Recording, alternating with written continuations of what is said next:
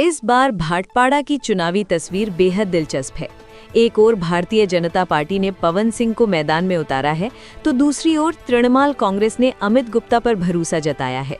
चुनावी माहौल अपने चरम पर है, वादे किए जा रहे हैं, इरादे जताए जा रहे हैं, गलियों में झंडे जरूर लहरा रहे हैं, लेकिन लोगों के मन में एक ही सवाल गूंज रहा है, क्या इस बार गोलियों की आवाज की जगह विकास की बात सुनाई देगी? क्या भाटपाड़ा आखिरकार हिंसा के साए से बाहर निकल पाएगा? इन्हीं सवालों के जवाब तलाशने के लिए आजकल न्यूज़ एक्सप्रेस की संवाददाता रिंकू गुप्ता ने भाजपा उम्मीदवार पवन सिंह से खास बातचीत की। इस चुनाव को लेकर उनका विजन क्या है और जनता से किए गए उनके वादे कितने मजबूत हैं, जानिए इस विशेष इंटरव्यू में। अभी हम मौजूद है भाटपाड़ा। जी हाँ, भाटपाड़ा विधानसभा में जहाँ बीजेपी प्रत्याशी पवन सिंह जी हमारे साथ मौजूद है। आइए उनसे बात करते हैं और जानते हैं कि इस बार के चुनाव के लेकर उनकी क्या रणनीति है। सबसे पहले तो धन्यवाद आपका। यहाँ पर देखा जा रहा है कि जब भी चुनाव होता है ज़्यादातर तो हिंसा के साथ ही हो रहा है, मगर आपको क्या लगता है कि इस बार कितना हिंसा मुक्त यहाँ पर चुनाव हो सकता है? ये हिंसा मुक्त चुनाव इसलिए मैं बोल सकता हूँ कि जो हमारे इलेक्शन कमीशन ऑफ इंडिया के जो सीनियर ये हैं ऑफिसर हैं, उनको ये चेयरमैन है जिनको दायित्व मिला है इलेक्शन को बहुत पीसफुली कराने का, उन्होंने आते ही सबसे बड़े बड़े अधिकारियों को ट्रांसफ़र कर दिया। और इवन उसको लेकर ममता बनर्जी खुद सुप्रीम कोर्ट गई थी कि ये इलेक्शन कमीशन अपना मनमानी कर रहे हैं, वो क्यों ऑफिसरों को ट्रांसफ़र कर रहे हैं। तो सुप्रीम कोर्ट के जो हमारे चीफ जस्टिस थे उन्होंने बिल्कुल स्पष्ट कर दिया कि इलेक्शन कमीशन जो भी चाहेगा इलेक्शन को पीसफुल करने के लिए वो कर सकते हैं, उनको पूरा राइट है। और मुझे समझ में नहीं आ रहा है इलेक्शन कमीशन ऑफ इंडिया जो भी कार्य कर रहे हैं इलेक्शन को पीसफुली करने के लिए या जो भी एसआईआर को लेकर, सिर्फ बंगाल में ही ये प्रॉब्लम क्यों हो रही है? क्योंकि और अदर स्टेट में तो ऐसा कोई प्रॉब्लम नहीं है, और अदर स्टेट में ऐसा कोई सवाल नहीं उठ रहा है। और एसआईआर तो कोई पहली बार हो नहीं रही है। एसआईआर तो 2002 में भी हुआ था और हर 25-30 साल के बाद ये होती है। ये एक हम लोग के संवैधानिक में ये एक तरह का प्रोसेस है जो करना पड़ता है।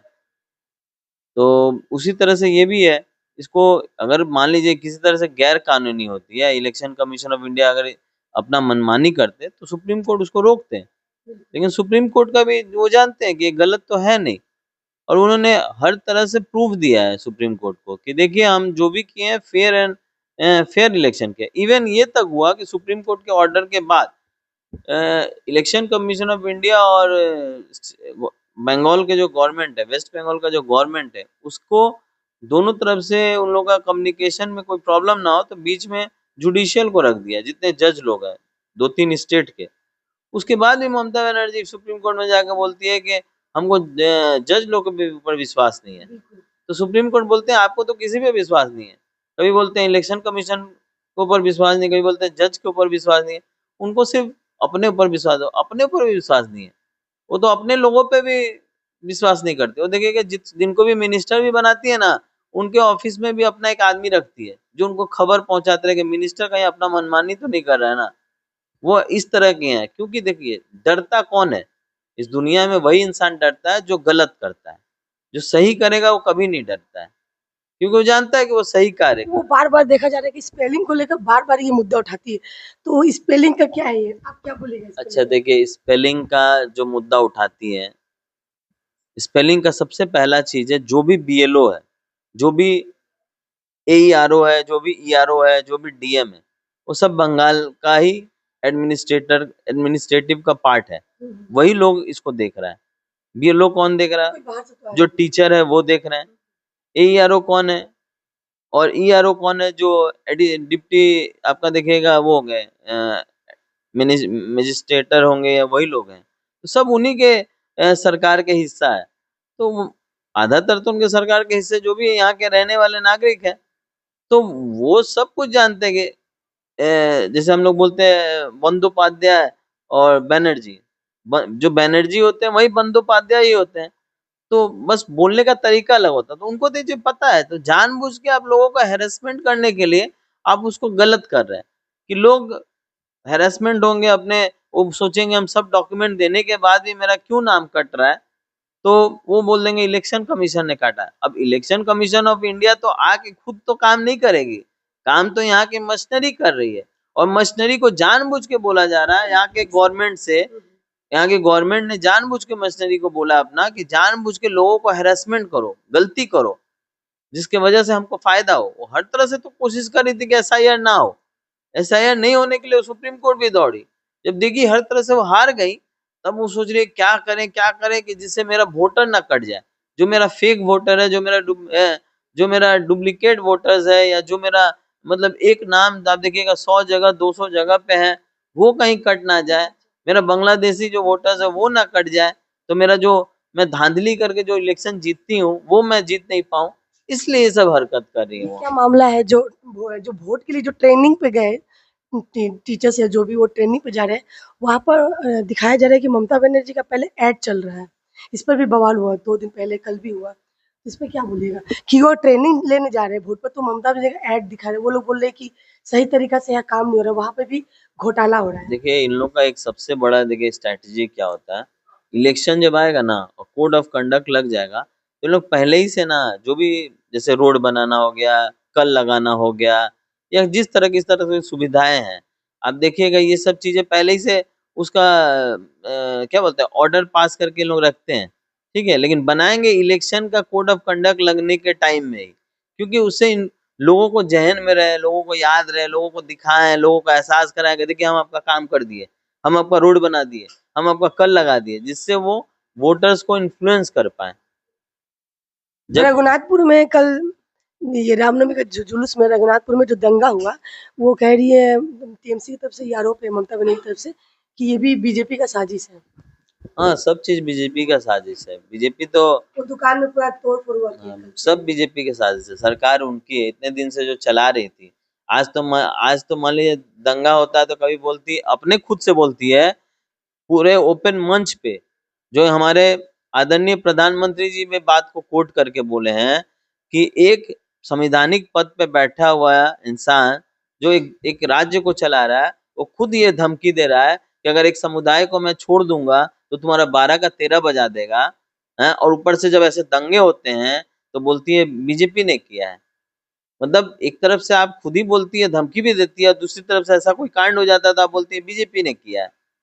तो आपको तो मतलब क्या बोलना, वही वो समझ गए हैं कि मैं जो भी करूंगी, जैसे भी करूंगी, यहाँ की जनता तो मुझे वोट देगी, मेरे अलावा तो कोई ऑप्शन उनके पास है नहीं। उनको बहुत ज्यादा ओवर कॉन्फिडेंस हो गया है, बहुत ज्यादा उनके अंदर वो नहीं होता है, बहुत ज्यादा वो सोचने लगी हैं कि मतलब मेरा छोड़ के इन लोगों के पास कोई ऑप्शन नहीं है। और विजय उपाध्याय जो बीजेपी से अभी उम्मीदवार बने हैं, सॉरी टीएमसी से, वो बोल रहे हैं कि बाप बेटा दोनों ही हार देखेंगे। कि हमारा हम क्या करेंगे और हमारे पिताजी का हार होगा या मेरा हार होगा, हमसे उसको फर्क हम लोग को नहीं पड़ता उससे। हम लोग देखिए, हम लोग जनता का सेवा करते हैं। हमारे दादाजी जो थे ना, दादाजी को कांग्रेस के समय में कांग्रेस के लिए एक अच्छे लीडर आके उनको खुद ही टिकट दिए थे। दादाजी टिकट मांगने नहीं गए थे, और दादाजी कांग्रेस करते हुए भी बोलते थे ना कि मुझे भैया वोट चाहिए तो हिंदू का वोट चाहिए, चाहे वो 2 ही वोट से हम जीते या हार जाए, हमें और कोई समुदाय का वोट नहीं चाहिए। क्या लगता है इसमें बीजेपी में बहुत अच्छे अच्छे कैंडिडेट आ रहे हैं, जैसे कि अभी संतोष पाठक ने भी ज्वाइन कर लिया है चौरंगी से, वो कैंडिडेट के रूप में कांग्रेस से अचानक से वो बीजेपी में आ गए और टिकट मिला है। देखिए क्या होगा क्या नहीं, मैं तो एक ही चीज बोलता हूँ, इलेक्शन का नतीजा जो भी हो, लेकिन यहाँ की जनता को एक चीज बताना चाहता हूँ कि अभी नहीं जागोगे तो जीवन में फिर जागने का मौका नहीं इसके मिलेगा। बगल में ठीक नेहट्टी लगा, मगर वो भी बहुत विकास कर चुका है इसकी तुलना में। भाटपाड़ा में तो सालों से यही स्थिति तो है। आप सोच सकते हैं ना क्यों ऐसा हो रहा है, क्यों आपको एक आंखों से देखा जा रहा है और दूसरे को 2 आंखों से देखा जा रहा है, क्यों? इसका कारण तो पब्लिक को खुद क्वेश्चन करना चाहिए अपने मन में, ऐसा क्यों हो रहा है। एक जगह श्यामनगर भी डेवलप हो रहा है, एक जगह पे टेहट्टी भी हो रहा है, और सिर्फ हमारा विधानसभा ही क्यों नहीं हो रहा है, क्यों? उसका कारण है क्यों हम लोग को इस तरह से ये किया बहुत सारे जाता जूट मिल भी यहाँ पे बंद हो चुके थे, क्या बोलिएगा? है। झूठ मिल का बंद होने का कारण एकमात्र क्या इसमें कारण, भी कोई राजनीतिक हाथ है या फिर? यहाँ हर चीज के लिए राजनीति है, हर चीज के लिए A to Z तक। अब बताइए, लोग बोलते हैं कि यहाँ के विधायक डेवलपमेंट नहीं करना चाहते हैं, अब हम कैसे डेवलपमेंट करें? हम अपने एमएलए फंड से हॉस्पिटल के लिए 2 मशीन लाए। हमारे को एक मशीन लगाने दिया गया ये शर्तों पे कि आप उसका उद्घाटन नहीं करेंगे। हमने वो भी मान लिया कि चलो भैया हम उद्घाटन नहीं करेंगे क्योंकि हमको पब्लिसिटी करना पसंद नहीं है। और दूसरा मशीन आज तक 2 साल होने को आया, पहले तो ये बोलते थे मशीन हमने दिया नहीं, फिर बोलते थे कि मशीन खराब दिया है। अब जब मशीन 2 साल हो गया, अब मशीन को उसकी क्या कंडीशन हो क्या नहीं, अभी तक उनका रूम नहीं बना, एक्सरे रूम, अभी तक मशीन लगा नहीं। तो आप सोच सकते हैं कि यहाँ हम लोग को इस मेरा विधानसभा को मतलब नहीं होता है बैकवर्ड करने के चक्कर में लोग क्यों लगे हुए हैं, इसका कारण वो खुद ही जान सकते हैं। अमित गुप्ता को किस तरह से ले रहे हैं? देखिए अमित गुप्ता मेरे लिए कोई इशू नहीं है, मेरे लिए इशू यहाँ का सरकार है। अमित गुप्ता सरकार का एक हिस्सा है। अमित गुप्ता अगर मान लीजिए चेंज हो मतलब वो जीत जाए या हार जाए जो भी हो जाएंगे, परिवर्तन तो नहीं होगा ना। मेन तो परिवर्तन इशू है। परिवर्तन जब तक नहीं होगा चीजें खत्म नहीं होगी। तो इसीलिए वो मेरा कॉम्पिटिटर नहीं है। मेरा कॉम्पिटिटर यहाँ की सरकार है, यहाँ का जो भी जो भी यहाँ का सिस्टम है वो मेरे लिए सबसे बड़ा प्रॉब्लम है। सिस्टम अगर ठीक नहीं होगा ना तो जीवन में यहाँ कभी भी कुछ अच्छा नहीं हो सकता। सबसे पहले क्या काम करिएगा जगह अगर आपकी सरकार है? देखिए मेरी सरकार आएगी तो सबसे पहले मैं यही सोचता हूँ हॉस्पिटल और स्कूल को डेवलप करना, क्योंकि किसी भी क्या अमित गुप्ता जी कॉलेज का बात कर रहे हैं अभी? पहले स्कूल ही ठीक कर दें, कॉलेज तो बहुत दूर की बात है, उसके लिए तो बनाना पड़ेगा बिल्डिंग। अभी तो जो बिल्डिंग बना हुआ उसी को मेंटेन कर दे तो बहुत बड़ी बात हो जाएगी। उनकी ही ना म्यूनसिपैलिटी थी, उनके ही ना एमपी साहब थे, उनके ही ना एमपी साहब हैं अभी। तो स्कूल के लिए क्या किए उन्होंने? उल्टा मैंने फंड दिया तो कुछ कुछ स्कूलों में वो लोग धमकी दे के बोले कि एमएलए का फंड वापस कर दो। लिटरली फंड आया हुआ उनके अकाउंट में वापस चला गया। हेडमास्टर को उन्होंने धमकी दिया कि फंड को वापस कर दो, उसको यूज होने नहीं दिया। और अभी तो वो लोग क्या कर रहे हैं इलेक्शन के टाइम में सब जो जो स्कूलों में मैंने दिया था उनसे उनके हेडमास्टर से उन लोग बोल रहे हैं कि आप लोग ने फंड क्यों लिया था एमएलए से, और लिस्ट निकाल रहे हैं कि कौन कौन स्कूल ने फंड लिया था। उनके अल्टीमेटली उनके हेडमास्टर का फोन आ रहा है मुझे कि हम लोग कहीं हम लोग का जॉब को लेके कोई समस्या नहीं हो जाएगा, ये नहीं ना हो जाएगा, वो नहीं हो जाएगा। इस तरह से लोगों को डराया जाता है। बोला जा रहा है कि टीएमसी के मतलब पब्लिक बोलती है कि टीएमसी का जो गुंडागर्दी है बहुत बढ़ गया है, हर जगह दखल करना, गुंडागर्दी करना, जबरदस्ती करना। आप इस पर क्या कमेंट करेंगे? देखिए मैं मानता हूँ, मैं तो एक नेता पॉलिटिकल आदमी हूँ, मैं बोलूंगा तो पॉलिटिक्स हो जाएगी। आम आदमी तो सफर कर रहा है ना, आम आदमी तो बोल सकता है। मैं तो न्यूज वालों से यही बोलता हूँ कि मेरा बाइट मत दिया करो यार, अगर आपको रियली में बाइट लेना है तो आम जनता का बाइट लिया करो। अभी मैं 7 नंबर 6 नंबर हो के आया हूँ, मतलब कितने सालों से वहाँ रोड तक नहीं बना। ड्रेनेज सिस्टम जो बनाया ऐसा बनाया उन लोगों ने कि पहले तो बारिश में पानी जम जाता था या पानी रोड तक आ जाता था, घर में घुस जाता था। अभी तो नॉर्मली अगर 2-3 दिन अगर ड्रेन साफ नहीं हो या सीवरेज लाइन साफ नहीं हो तो पानी घर तक आ जाता है। हावड़ा जैसे इलाका इतना इतना बड़ा हावड़ा स्टेशन प्रसिद्ध है, हावड़ा ब्रिज, वहाँ पर भी जगह जगह कूड़ा करकट, नाली पूरा जाम। हम लोग भी ऐसा बहुत बार देख चुके हैं। लेकिन वहीं पर अगर देखा जाए न्यू टाउन, सॉल्ट लेक, सिर्फ इसी पर ही ज्यादा ध्यान दिया जाए। इस पर क्या बोलेंगे? देखिए मैं आपके माध्यम से जितने भी मीडिया सोशल मीडिया वाले जितने भी लोग हैं उनको मैं एक ही बात करना चाहता हूँ, हाथ जोड़ के रिक्वेस्ट करता हूँ, एज ए इंडियन होने के नाते ये आप सभी का रिस्पॉन्सिबिलिटी बनता है कि लोगों की समस्या दिखाइए। ये सब डिबेट में बाकी चीजों में टाइम वेस्ट मत किया करिए। आप लोग घर घर जाके लोगों की समस्या दिखाइए, आप लोग देखिएगा आपका टीआरपी जो है ना बहुत ऊपर उठ जाएगा। लोगों की समस्या दिखाइए और दिखाइए कि सरकार किस तरह से लोगों को सिर्फ चेहरा देख के या वो किस पार्टी करते हैं ये देखकर उनको सुविधाएं देती है। बहुत ऐसे हैं जो उनकी पार्टी करते भी हैं तो उनको सुविधाएं नहीं मिलती है। सर अभी तो मीडिया के सामने लोग जहाँ तक मतलब जाते बोल भी हैं, नहीं वहाँ रहे तो हैं। बोलना भी नहीं चाहते कि वो हावड़ा में हम लोग गए तो वहाँ पर बोल ही नहीं रहे डर से। इसीलिए देखिए यही तो मैं बोलना चाह रहा हूँ ना। अब लोग बहुत लोग क्वेश्चन उठाते हैं, जैसे यही हमारे विपक्ष वाले हैं जो बोलते हैं कि विधायक जी आते नहीं है हमारे पास, मतलब दिखते नहीं है। विधायक जी क्या करेंगे? विधायक जी अगर एक प्रोग्राम में गए थे निशान यात्रा में, पता है क्या किया इन्होंने? अल्टीमेटली वो निशान यात्रा करने वाले लोग जो अथॉरिटी थे उनको उनको धमकाया गया कि आप विधायक जी को बोलिए कि मंदिर तक नहीं आने को, रास्ते से ही निकल जाने को, नहीं तो आप जो प्रसाद बना रहे हैं वो प्रसाद हम बंद करवा देंगे, बनाने नहीं देंगे। तो लोग बेचारे रिक्वेस्ट किए तो हमने बोला धर्म का काम है भैया, हम उसमें बाधा नहीं होने देंगे, हम वहीं से निकल गए। ये लोग इस तरह के मतलब छोटी मानसिकता है ना, इनके लिए क्या मैं बोलूं। इसी वजह से आप खुद उदाहरण के तौर पे देख लीजिए, वेस्ट बंगाल एक टाइम में फाइनेंशियल हब था, यहाँ इंडस्ट्रियों का पूरा भंडार था। आज बताइए, जब आप इतना उन्नयन कर रहे हैं, इतना डेवलपमेंट कर रहे हैं, तो इंडस्ट्री क्यों बंद हो रही है? यहाँ कोई नई इंडस्ट्री क्यों नहीं आना चाह रही है?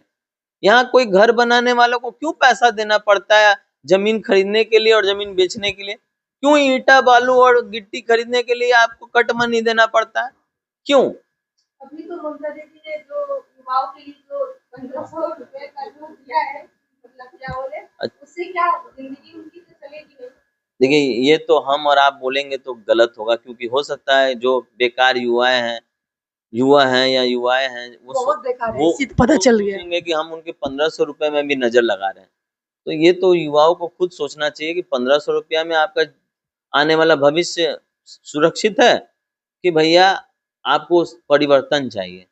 अगर 1500 में वो खुश है, मैं क्या बोलता हूँ, जनता सबसे बड़ी चीज होती है ना, नेता को दोष देने से पहले जनता को दोष देना चाहिए, क्योंकि जनता ही नेता चुनती है। जैसा जनता सोचेगी, जैसा जनता का विचार होगा, उस तरह का नेता निकल के आएगा।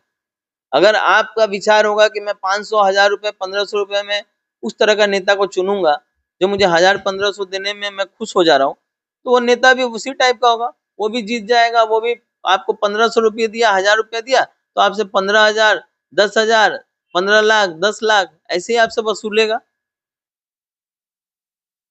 आप बोलिए हमको पैसा नहीं चाहिए, हमको भीख नहीं चाहिए भैया तुम्हारा, हमको काम दे दो, हम अपना सम्मान से काम करेंगे और अपना जीवन काटेंगे। किसी को हम हाथ नहीं फैलाएंगे। क्यों फैलाने जाए हम?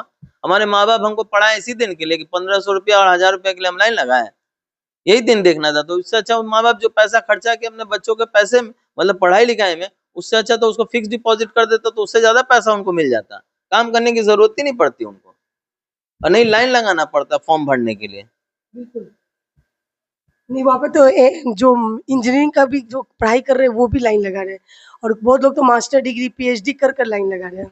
आज के टाइम में हमारे बंगाल का युवा जो सही में एजुकेटेड है, पढ़ा लिखा है, आज अपना घर बार, अपनी माँ बाप, अपने भाई बहन, अपना सब, अपना मोहल्ला, अपना अपना स्टेट को छोड़ के दूसरे राज्य में जाके काम कर रहा है, और 12-12 घंटे 15-15 घंटे वहाँ सर्विस दे रहा है। तो फिर काहे का मेरा कौन सा बंगाल बोलते हैं ये लोग, तो फिर क्या उसका बोलने का मतलब? कुछ दिन पहले पता चला, मतलब एक जन बोल रहे थे कि जो टीएमसी के सपोर्टर है, जो टीएमसी में पार्टी में काम करते हैं, उनको काम दिया जा रहा है इलीगली तौर पर, जैसे म्युनिसिपल हो, ये हो, उनको रखा जा रहा है, पर जो वैकेंसी है वो आती है, जो आनी चाहिए वो नहीं आती है। तो नहीं आएगी, और आएगी भी ना वैकेंसी, तो मैं बता दे रहा हूँ, उसमें भी लोग पैसे खाएंगे आपसे। 10 लाख 15 लाख 20 लाख रुपए लेकर आपको नौकरी देंगे, और बाद में फिर वही नौकरी आपसे चल भी जाएगी, जिस तरह से टीचरों की नौकरी गई है। कभी ना कभी देखिए, चोरी से पाया हुआ चीज ज्यादा दिन तक नहीं रहता, अपने सम्मान से पाया हुआ चीज जीवन भर रहता है, और चोरी से पाया हुआ चीज ज्यादा दिन नहीं रहेगा।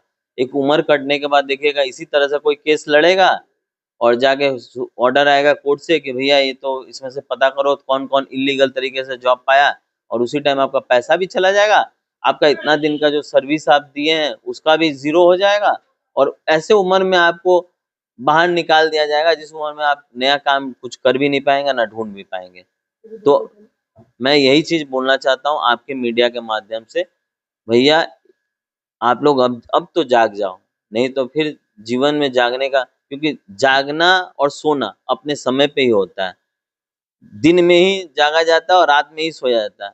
आपके लिए अलग से दिन नहीं आएगा कि उस टाइम आप जागोगे। बोलते हैं ना, जब दिन होता है तभी सुबेरा होता, सुबेरे के समय में जागना जाता है।